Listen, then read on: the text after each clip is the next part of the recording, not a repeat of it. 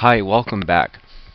In this video we're going to add some functionality that will check to see if our username and password that the user entered is correct.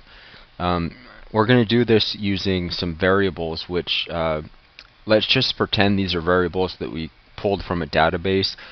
We haven't got into databases yet, and that's okay. Just for these few videos, let's just use some variables that we create, and we'll use the same names as before: db name and db pass for the password.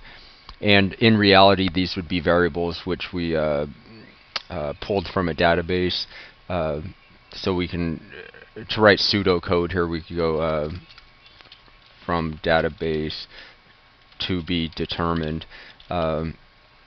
And so this variable will be different for each case, which we'll get into a lot more later on. But for now, we'll just use some constant, some literal strings here. Database name, let's put John Smith, and database password 12345. Okay, so just to reiterate one more time, these two variables in a real login form are going to be pulled from a database, which we haven't looked at yet, but we will get into in the next few videos. So let's just keep those for now. We'll just pretend this is one username and one password from the database. And so we're going to want to go ahead and check our username to make sure that it matches the name we have for that user in our database, and obviously also check the password to make sure that's the password that matches that username. And if those conditions are true, then we know that's the right person, and we can go ahead and log that person in. So let's go ahead and add a little bit more functionality here to our if statement. So this highlighted area here is our initial if statement, which checks the value of our isSet function there. So if this is true, then we run this code here. Now let's add another if statement inside of this if statement. We'll just go, actually we'll go under our variables here. If username is, remember the double equal sign for comparing values, and we'll compare db name, because that's the name we pulled out of our database, in this case John Smith. And we'll use our AND conditional operator.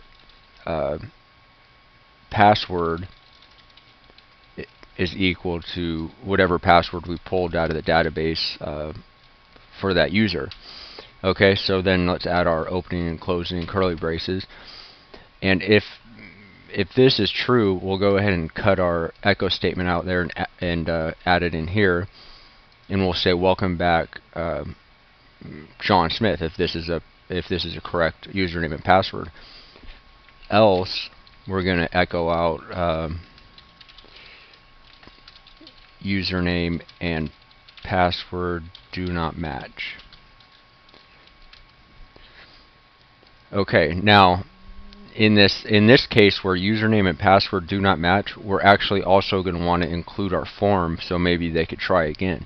So let's include form.php, which is exactly the same as down here. It's just this time we're giving a different message. We're not saying please enter your username. We're saying username and password do not match. We're kind of giving some feedback to the user. So let's save that. Oh, actually, I think I was out of the frame here.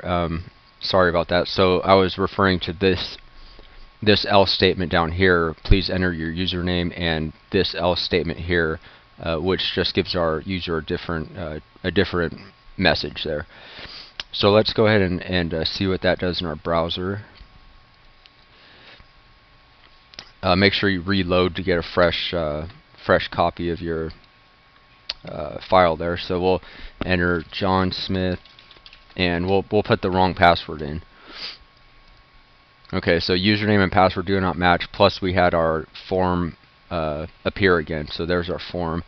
So let's go John Smith 123455, which is the correct username and password, and welcome back John Smith. And our form is gone, just like we want it to be, and we're logged in, kind of. So that's going to be a what's called a nested if statement. It's inside another if statement. This whole highlighted area is inside the larger if statement here, and so what we can do from here is actually even make it more, give our user another message if maybe the username is incorrect and not the password, or vice versa.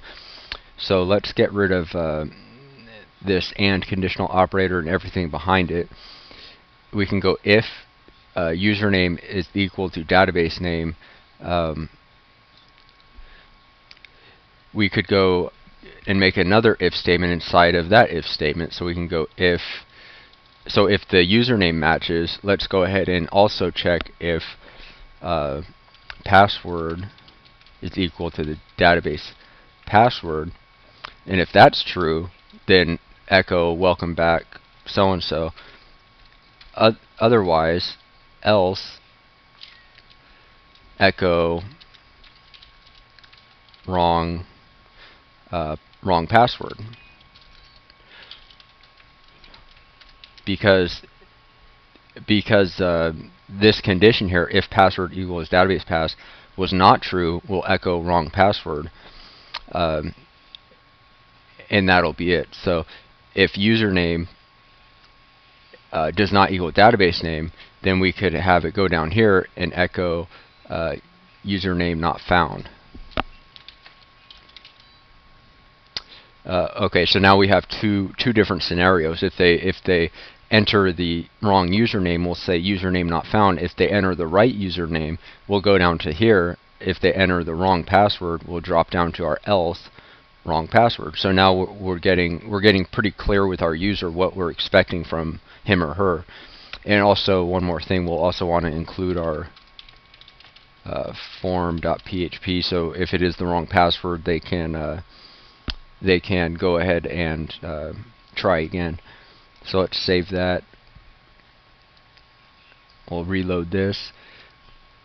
Actually, you may have to go up to your URL bar and actually hit enter. That'll totally refresh everything. Sometimes reload will save your reload will actually save your post variable, so you want to go up here and click enter to totally reload everything.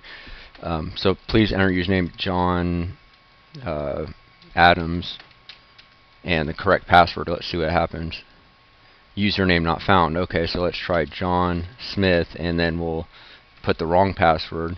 Wrong password. Okay, so now we're kind of in business here. John Smith 12345. Welcome back, John Smith. So so we gave our user some different messages depending on what the problem was with our nested if statements. And again, we used the tab here to kind of show we tabbed in for each nesting. So this block of code here, we can kind of clearly see that this if statement is tabbed in, so that's inside of the parent if statement there. So this would be the child if statement of this larger parent if statement there. Okay, thanks for watching. See you next time.